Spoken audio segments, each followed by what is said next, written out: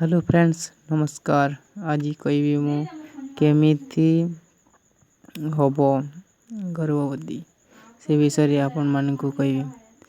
आज जदि ये चैनल रे नुआ आसीचंती ताले सब्सक्राइब करि नियंतु एवं बेल आइकन टी बजेई दियंतु। देखंतु फ्रेंड्स जदि बारंबार आपण माने जदि प्रेग्नेंट करबा को चाहउचंती किंबा गोटे छुआ किंबा पिला करबा को चाहउचंती संतान नाही सेथि पई आपण मानकु मु गोटे उपाय बतौची से उपाय करिवे।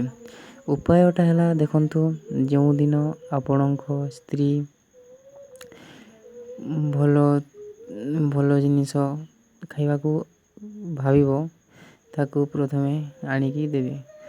नेक्स्ट टाइम हला जदि आपण स्त्री गर्भवती रखिबा को चाहउचंती रहु नाही सेथि पई आपण कोन करिवे सर्वप्रथमे ताको आसीला परे जो प्रथम मंस होबो से मंस 2-3-4 दिन गला परे आपण जो काम करंती माने जो अंग संग काम करंती से काम करि नेबे।